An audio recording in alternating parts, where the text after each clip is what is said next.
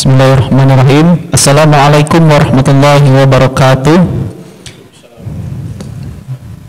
Alhamdulillahilladzi arsala rasulahu bil huda wa dinil haq liyudhhirahu 'alad dini kulli wa kafa billahi syahida. Asyhadu an la ilaha illallah wahdahu la syarikalah wa asyhadu anna Muhammadan abduhu wa rasuluh la nabiyya ba'da wa rasulah.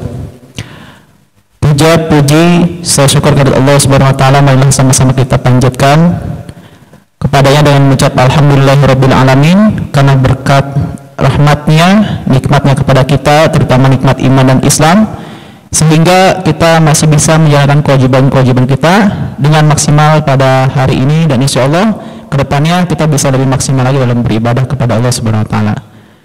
Kemudian salawat sering salam semoga selalu tercurahkan kehariban habibana wa nabiyana wa maulana Muhammad Sallallahu alaihi wasallam, kepada keluarganya, para sahabatnya, dan kita umatnya, semoga mendapatkan syafaatnya di yaumil qiyamah nanti. Amin amin rabbal alamin.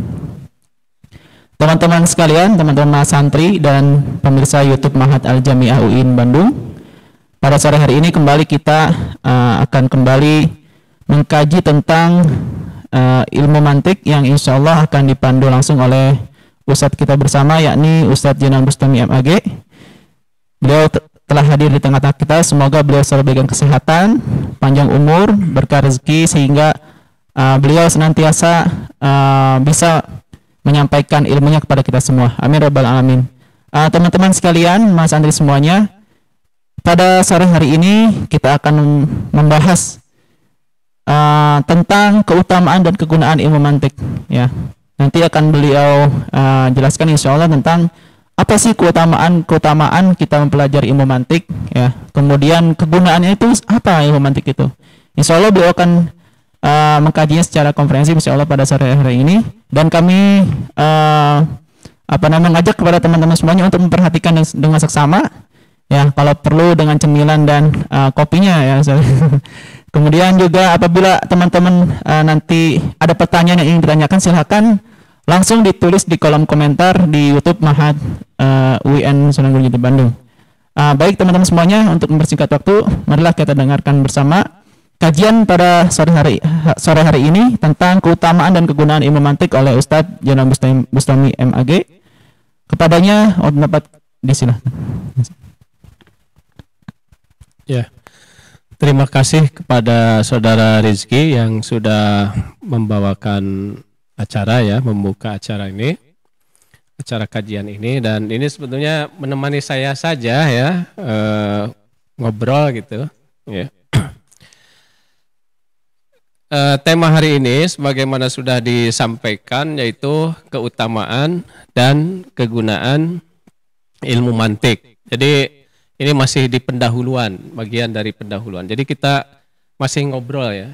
Nah, insya Allah kalau kedepannya nanti dipikirkan, ya, bagaimana teknisnya. Tapi sekarang lah, karena masih ngobrol, ini seperti ini saja, ya. Jadi keutamaan dan kegunaan ilmu mantik. Keutamaan ilmu mantik itu berada di atas semua ilmu makhluk lainnya.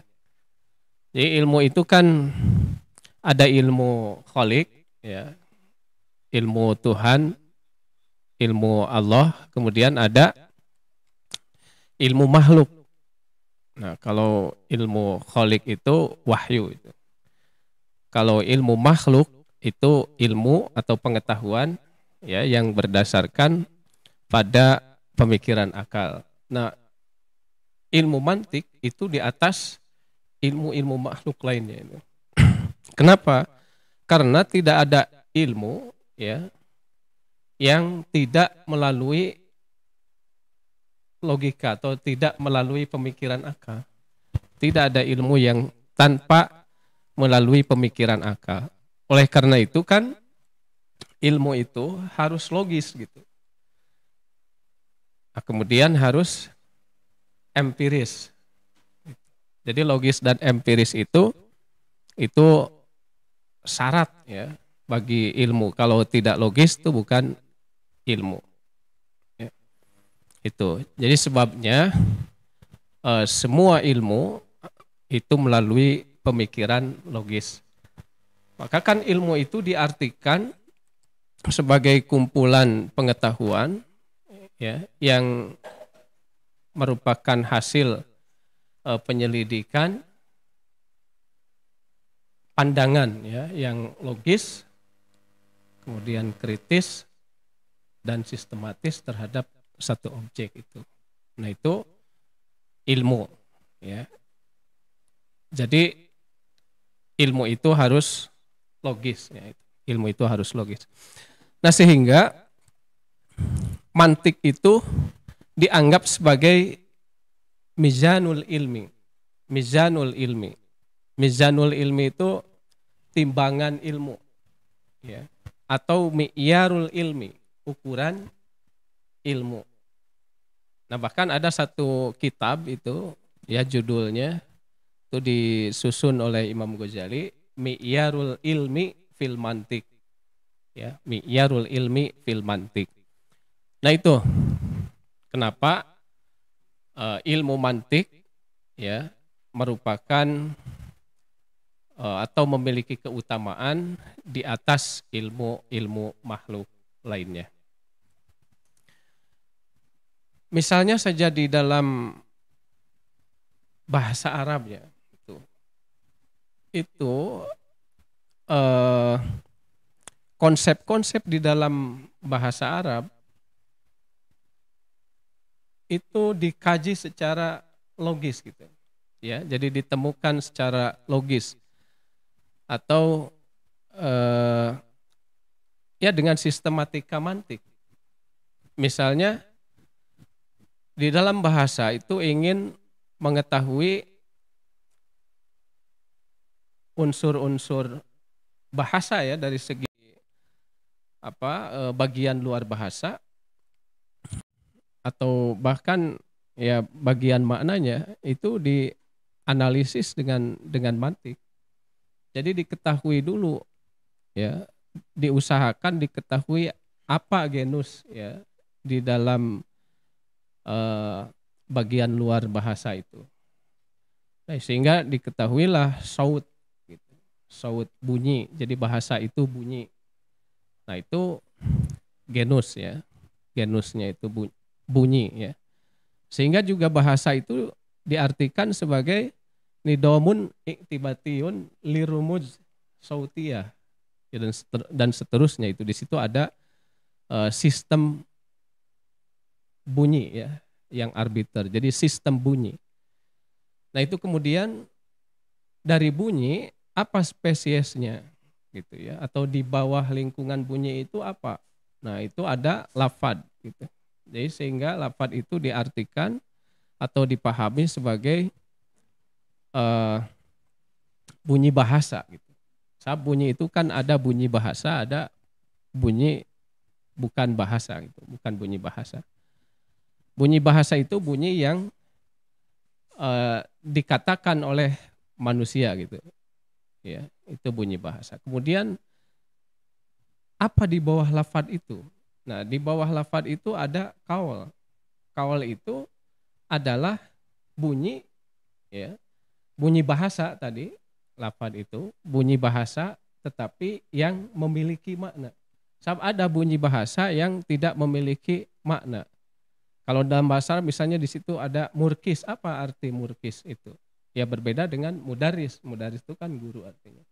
Jadi ada ungkapan yang diungkapkan oleh manusia tapi bisa tidak memiliki makna.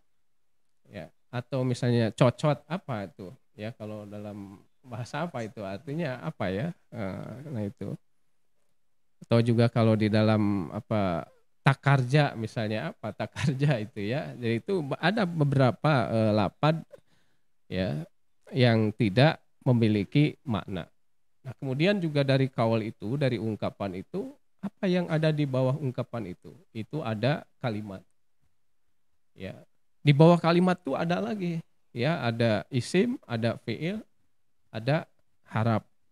Ya, dan sebagainya. Jadi seperti itu. Ya, dan itu adanya ditemukan genus ya, spesies, kemudian afrodnya. Nanti kan huruf itu ada huruf apa itu kan banyak, ada huruf jar gitu ya, ada huruf nasab dan sebagainya. Nah, itu dengan teori-teori mantik itu, ya. Jadi nanti ada yang disebut dengan pembagian, ya, pembagian atau taksim itu. Itu menggunakan pohon Porphyrius, pohon Porphyrius. Jadi pembagian kontradiktif, ya. Jadi misalnya tadi saut bunyi nanti akan dibagi kepada lafad bukan lafad, ya. Kemudian kaul bukan kaul. Kemudian kalimat bukan kalimat, isim bukan isim. Ya kalau bukan isim kan apa? Ada fiil, ada harap gitu. Nah, seperti itu. Ini contoh saja ya, contoh saja. Kemudian sampai diketahui apa itu kaul. Ya. Jadi memahami konsep ya itu adalah bagian dari bahasan ilmu mantik. Jadi tidak asal nanti memahami kaul itu ya, sehingga nanti itu ada membuat definisi. Di situ nanti ada aturan-aturannya ya, bahwa definisi itu unsur pertamanya harus apa gitu ya, unsur keduanya harus berupa apa. Jadi tidak asal ini. Begitu juga lafad, konsep lafad ya, konsep kalimat, kemudian isim ya dan sebagainya. Jadi itu melalui kajian mantik ya, melalui analisis logika, analisis logis. Nah, demikian juga ilmu-ilmu lain. Bukan hanya bahasa Arab. Ini saya mencontohkan bahasa Arab itu karena saya dosen bahasa Arab gitu. Jadi lebih mudah ya memberikan contoh itu ya, karena harus yang ahlinya gitu kalau bisa itu. Kalau di luar itu ya bisa sebetulnya kalau dipaksakan. Ya tapi saya memberi contoh ini dalam bahasa Arab ya.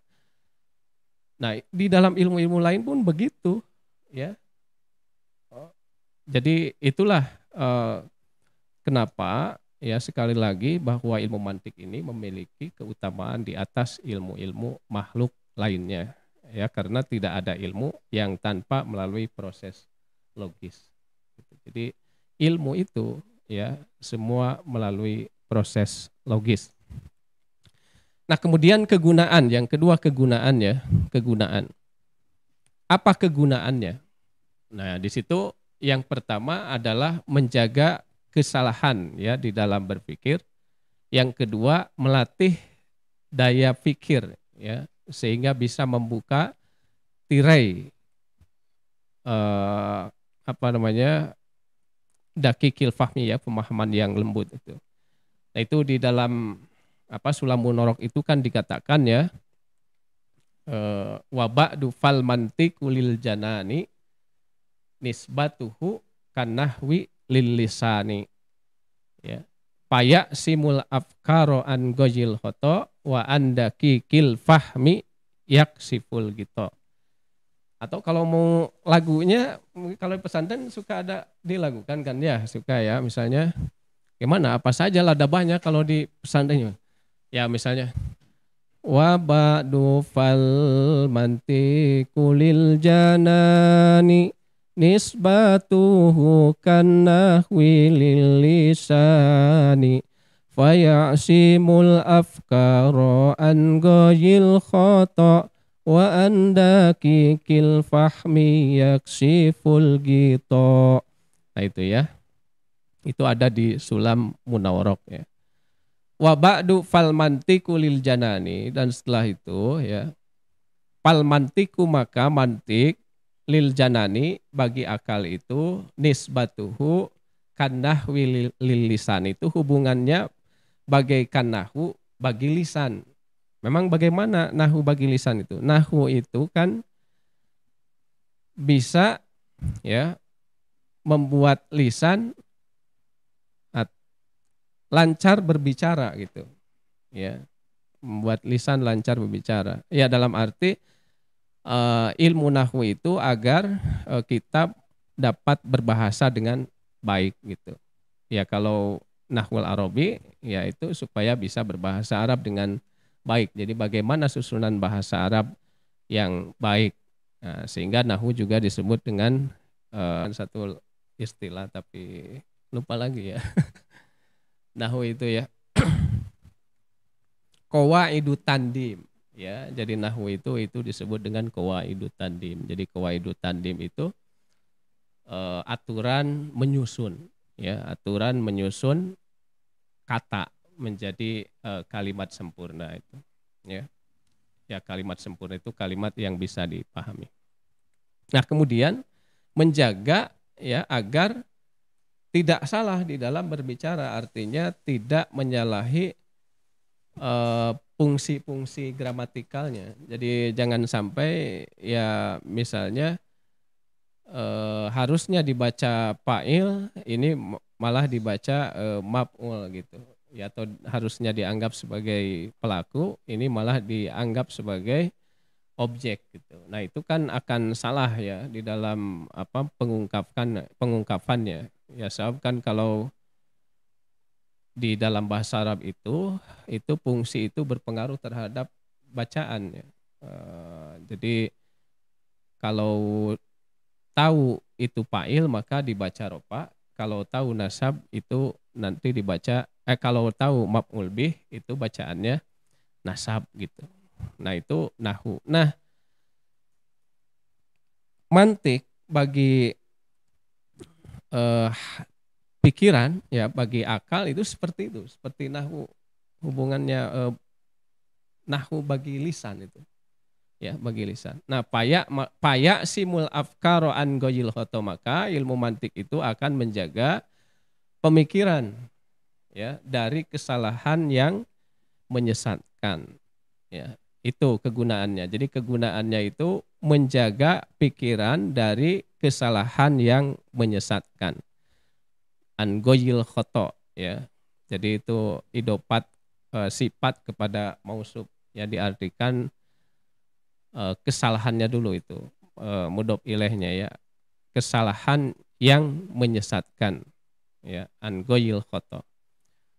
Memang tidak menjamin ya adanya kebenaran satu kesimpulan. Jadi ilmu mantik itu tidak menjamin kebenaran satu kesimpulan, tetapi ilmu mantik itu melatih bagaimana kita berpikir ya dengan benar gitu. Jadi sesuai dengan kerangka yang benar. Nah, kalau kerangkanya benar, kalau antecedennya ya atau apa namanya premis-premisnya itu ya, susunan premisnya itu benar. Nah, itu kesimpulannya juga kan kemungkinan besar benar ya, meskipun bisa salah gitu. Ya, meskipun bisa salah. Jadi bagaimana ilmu mantik ini adalah melatih bagaimana kita berpikir secara sistematis lah gitu. Ya, tidak menjamin kebenaran suatu kesimpulan. Nah, itu ilmu mantik ya. Jadi simul afkar, simul afkar an goyil khoto, dari kesalahan yang menyesatkan ya. Karena kalau salah nanti itu bisa menyesatkan gitu. Ya. Bisa menyesatkan. Wa an dakikil fahmi yaksiful gitu. Nah, dan dari pemahaman yang lembut, dakikil fahmi sama ini, idopat sifat kepada mausuf. Jadi diartikan ya, wa an dakikil fahmi yaksiful gitu. Jadi dari pemahaman yang lembut itu akan membuka tirainya. Ya, pemahaman yang lembut itu susah diketahui gitu. Tapi dengan ilmu mantik itu bisa diketahui gitu, kelembutan itu. Ya.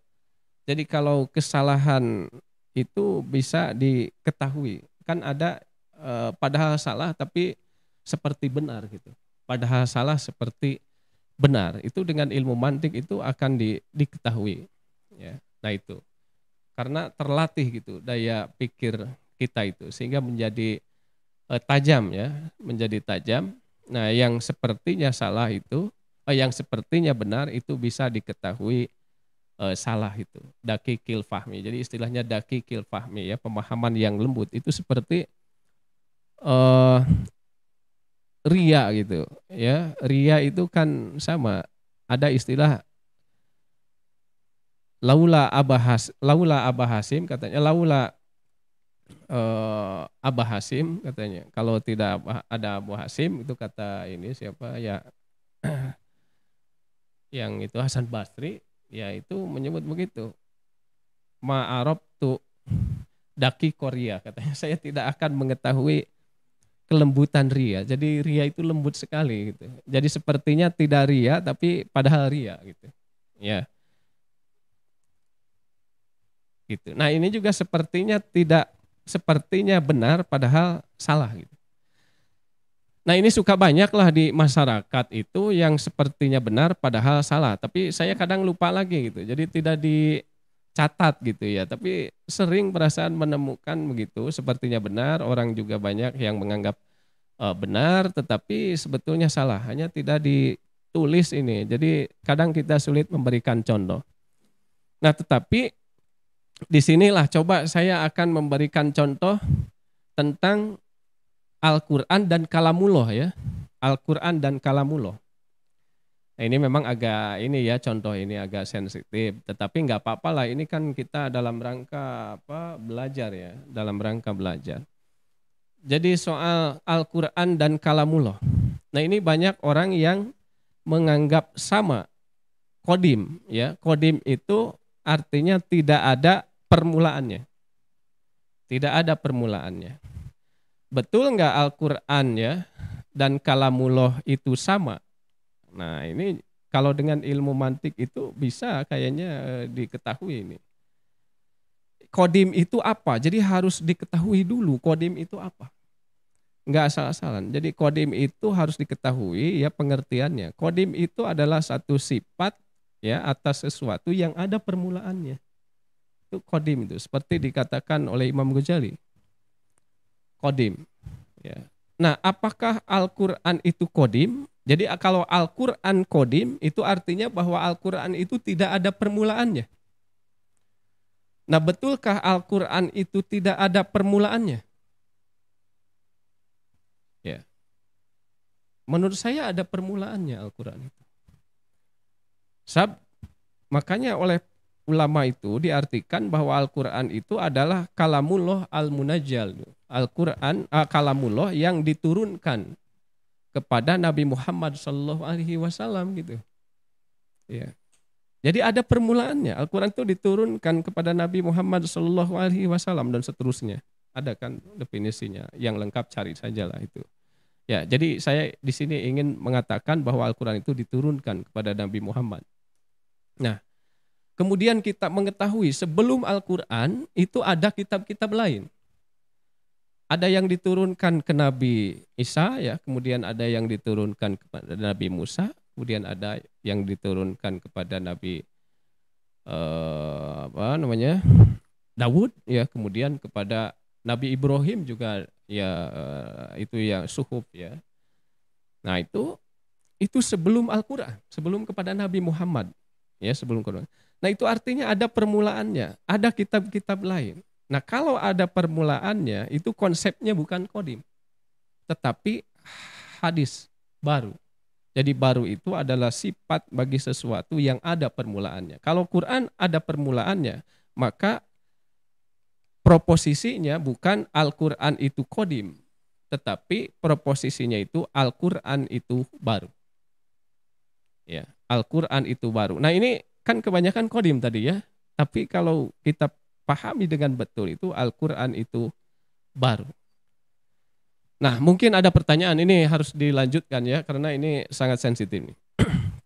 Kalau begitu Al-Quran itu makhluk.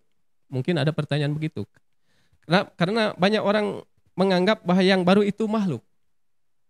Nah itu yang berpendapat seperti itu memang ada, yaitu Jaham bin Sofwan. Jaham bin Sofwan itu mengatakan bahwa yang baru itu makhluk. Itu adalah tokoh Jabariyah ekstrim. Ya.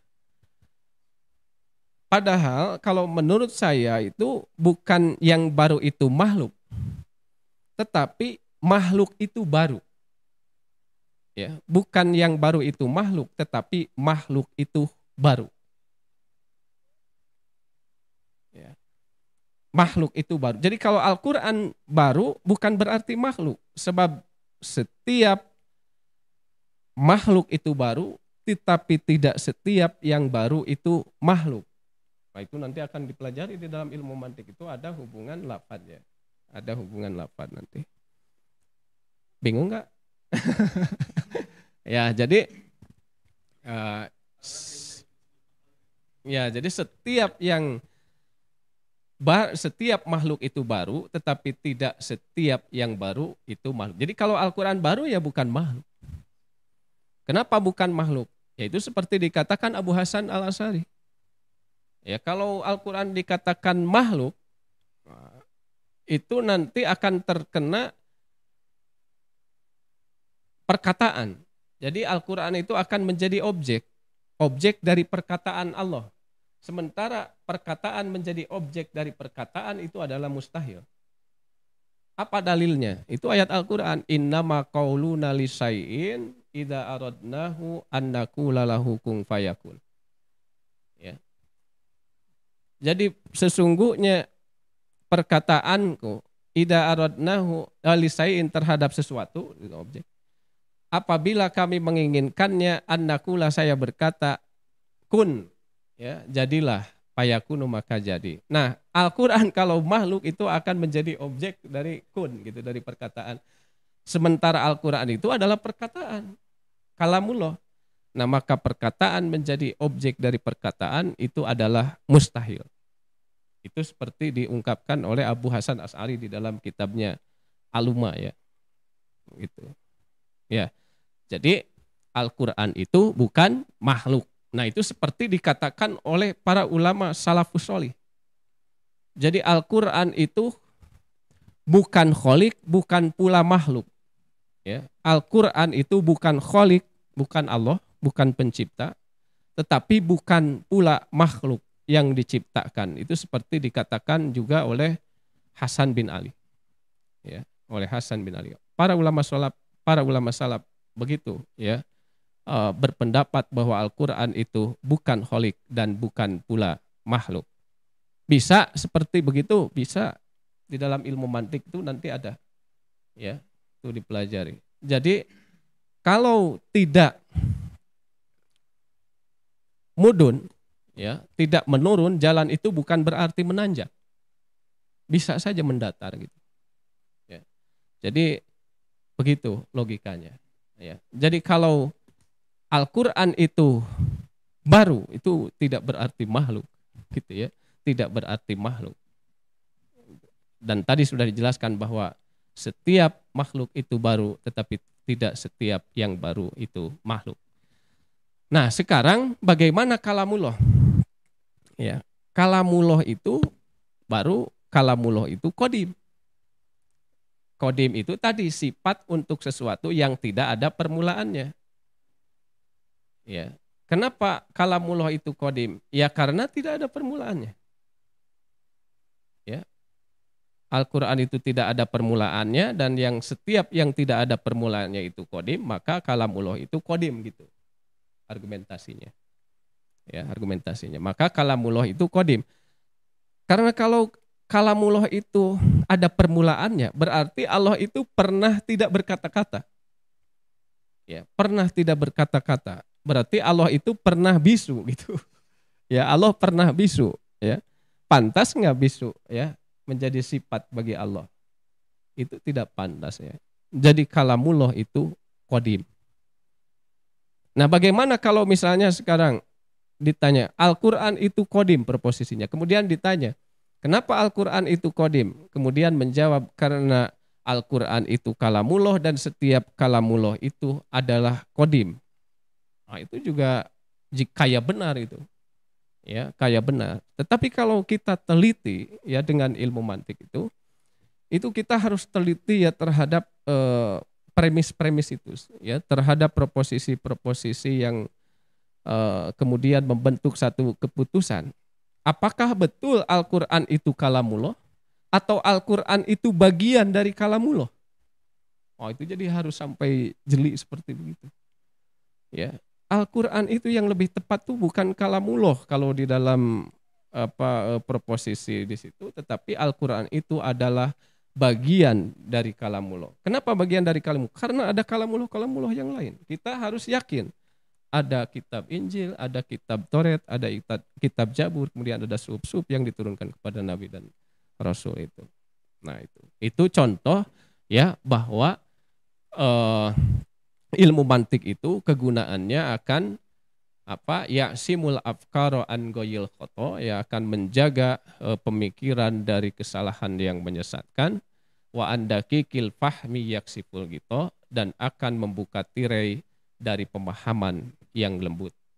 Saya kira cukuplah dengan contoh itu. Jadi mungkin kita bisa paham ini dari penjelasan ini, dari obrolan kita ini, keutamaan dan kegunaan ilmu mantik.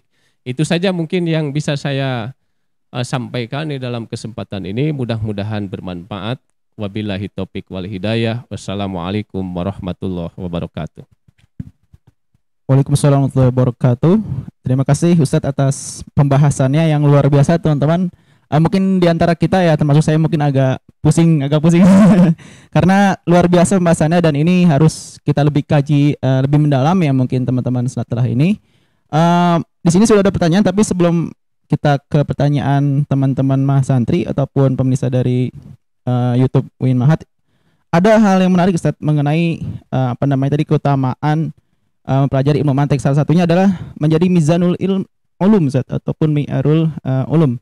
Yang ingin saya tanyakan Ustadz mengenai ini, mungkin penasaran saya Ustadz, mengenai jurusan-jurusan yang ada di sebuah universitas ataupun yang ada di sebuah ya kita sendiri UIN Bandung itu, UIN Bandung yang terdiri banyak sekali prodi-prodi yang ada di UIN Bandung itu sendiri.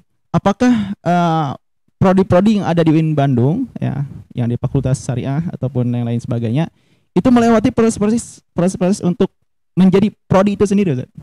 Dalam artian melalui konsep tadi harus logis, empiris, sehingga menjadi prodi yang sekarang ada gitu. Iya, tentu itu melalui taksim misalnya, itu klasifikasi ya. Kemudian juga pembedaan ya, jadi atau distingsi ya. Jadi dicari perbedaannya itu apa. Jadi kan genusnya itu kalau di situ itu fakultas ya, atau kalau semuanya ya UIN gitu, universitas. Nah, kemudian apa di bawah universitas itu? Jadi kita mau menetapkan apa di bawah universitas itu kan fakultas. Nah, fakultas itu fakultas apa gitu? Ya silakan kalau mau diberi nama itu, ya nama itu kan bisa apa saja ya, tetapi biasanya sesuai gitu. Ya kalau gitu ya, kalau kata Aristoteles itu. Jadi sesuai kenapa misalnya disebut fakultas syariah dan hukum itu, karena memang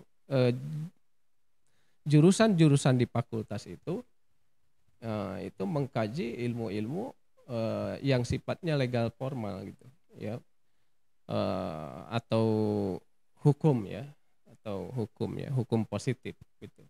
Jadi memang melalui itu, melalui sistematikal logika.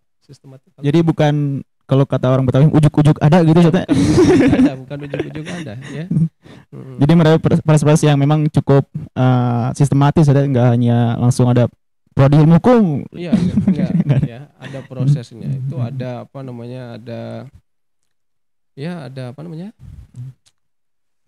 ada naskah akademiknya itu. Ya, ada naskah di situ, harus logis ya. Harus logis. Enggak bisa. Kenapa ada prodi bahasa Arab misalnya? Ya, ada prodi bahasa Arab. Ada prodi pendidikan bahasa Arab. Kemudian ada sastra Arab. Itu harus beda gitu. Ya, harus beda. Nah, itu teman-teman jawabannya. Mungkin teman-teman juga ada yang bertanya-tanya ya, apakah ya jurusan saya ini sesuai dengan ilmu logika gitu, melalui pemikiran akal atau tidak gitu. Seperti saya pernah berpikir, perbandingan mazhab itu sebuah ilmu atau kegiatan itu perbandingan mazhab, karena itu kan sebuah kegiatan. Nah, dari kata-kata perbandingan mazhab dan hukum, berarti kan membandingkan antara yang satu dengan yang lainnya dengan mencari titik sama dan titik berbeda ya Zat. Itu kan berarti kegiatan ya Zat. Tapi ya, kegiatan itu termasuk ya kegiatan, membandingkan itu kegiatan berpikir itu ya. Membanding-bandingkan itu ya, kayak tadi membandingkan kau dengan lafaz ya, membandingkan lafaz dengan kalimat dan sebagainya, itu membanding-bandingkan itu kegiatan akal, ya, kegiatan akal. Jadi lolos Ustaz, ya, lolos. Iya. Lolos akreditasi. Itu teman makin menarik. Kemudian nih Ustaz, mengenai tadi kegunaan menjaga kegunaan dari ilmu mantik sendiri adalah salah satunya menjaga kita dari kesalahan berpikir, Ustaz. Kita lihat mungkin yang ramai belakangan ini Ustaz mengenai bandingan-bandingan Ustaz, antara oke lah kita langsung aja Al-Qur'an dengan Pancasila Ustaz. Apakah ini salah satu sebabnya orang-orang mulai meninggalkan ilmu logika Ustaz? Dari pertanyaan ini Ustaz, maksudnya yang menyebabkan kegaduhan gitu Ustaz. Ya. Gimana tanggapan Ustaz? Iya. Jadi ya mungkin saja itu karena memang ya banyak orang tidak memahami logika, itu bisa begitu ya. Misalnya yang kemarin ramai juga siapa itu menyebut bahwa Islam itu arogan gitu. Ya, Islam itu arogan, atau mungkin Islam itu radikal ya. Tapi yang ramai itu kemarin tuh Islam itu arogan ya. Nah itu karena tidak memahami konsep dan fakta gitu. Jadi itu tidak bisa membedakan konsep ya, mana konsep mana fakta. Nanti juga itu ada di dalam pembahasan ilmu mantik ya. Jangan karena misalnya ada beberapa orang Islam ya kelihatannya arogan dibilang Islam arogan. Itu sangat berbeda sekali Islam dengan orang Islam. Ya, Islam dengan orang Islam itu sangat berbeda. Orang Islam itu fakta ya. Nah, itu karena tidak memahami itu. Kemudian juga membandingkan Al-Qur'an dengan Pancasila ya. Saya kira membandingkan dari sisi apanya? Ya, dari sisi apanya? Jadi perbandingan itu membandingkan itu harus satu kelas gitu. Apple to apple. Iya, harus satu level gitu. Satu level. Ya kalau metode dengan metode, media juga dengan metode media begitu. Kalau di dalam penelitian juga begitu. Di dalam eksperimen juga kalau mau mengetahui apakah satu metode ini yang lebih atau metode satu lagi yang lebih. Nah, itu dibandingkannya itu harus gitu. Jadi kalau membandingkan Al-Qur'an dan Pancasila ya itu atas dasar apa gitu ya. Apa maksudnya Islam sebagai dasar? Kan bukan ya. Pancasila itu kan sebagai dasar ya negara. Nah itu karena tidak tahu ya harus bagaimana membandingkan itu ada aturan-aturannya di dalam ilmu logika itu. Baik, terima kasih Ustaz jawabannya. Teman-teman semuanya, semakin menarik diskusi kita sore hari ini.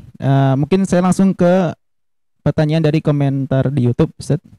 Dari Sofia Laila Rahma. Izin bertanya Ustaz, siapakah pencetus pertama yang menyusun kitab mantik dan pada masa kekhalifahan siapa? Siapa Ustaz? Mungkin ini pernah disinggung, mungkin nggak datang. Silakan Ya, Ustaz. pencetus yang mantik. Ya kalau mantik itu kan dari mantik itu kan terjemahan dari logika itu dalam atau logos ya dalam bahasa Yunani itu. Jadi mantik itu dalam bahasa Arab. Sebenarnya kalau pencetusnya itu Aristoteles gitu. Ya, pencetusnya itu Aristoteles. Jadi pelopornya itu Aristoteles. Seorang filosof Yunani itu, murid daripada Plato gitu ya. Nah, sementara di Islam itu hanya ini aja, hanya mengembangkan gitu ya, hanya mempelajari, mendalami gitu. Ya, kemudian menyusun buku gitu. Ya, kalau menyusun buku itu kan nggak bisa juga. Yang menyusun itu kan banyak, sampai sekarang juga saya menyusun. Ya, diantaranya itu. Jadi dulu misalnya Ibnu Sina ada di dalam Islam itu. Ibnu Sina itu ada al-mantik ya, ilmu mantiknya itu. Kemudian juga Imam Ghazali juga sama itu menyusun ya kitab mantik Al-Mi'yarul Ilmi fil Mantik itu ya judul bukunya. Kemudian juga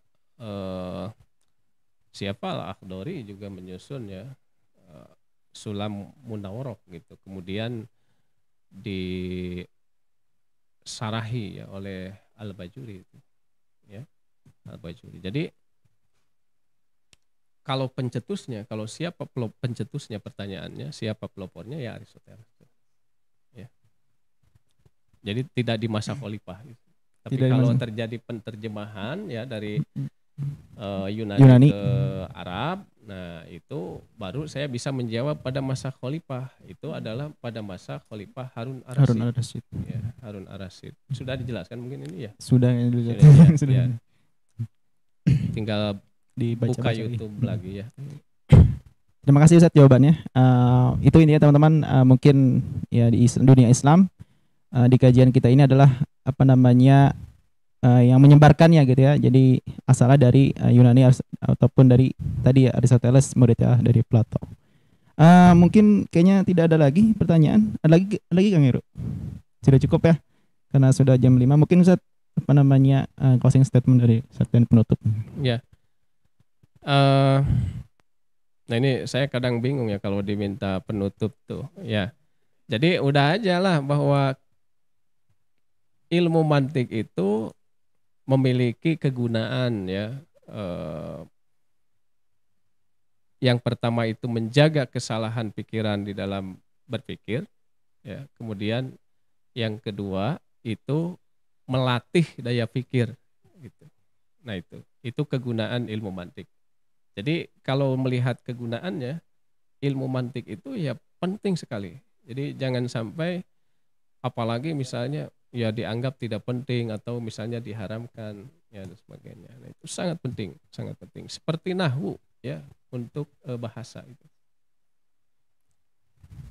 Itu saja. Terima kasih Ustaz atas penyampaian materinya. Semoga apa yang beliau sampaikan kepada kita bisa kita serap ya dan kita bisa aplikasikan dalam kehidupan kita sehari-hari. Bagi teman-teman yang masih pusing, jangan lupa terus tonton kajian kami ya di YouTube Mahat UIN Bandung, dan jangan lupa subscribe dan di like ya, di komen, share kalau perlu, karena insya Allah kami akan terus mengkaji tentang keilmuan ilmu mantik ini hingga insya Allah selesai, dan nanti bahkan kita ada rencana untuk lebih bahas yang lain mengenai ilmu tauhid dan lain sebagainya. Itu saya mungkin teman-teman, mohon maaf apabila ada kata-kata yang kurang berkenan dari saya pribadi sebagai moderator pada sore hari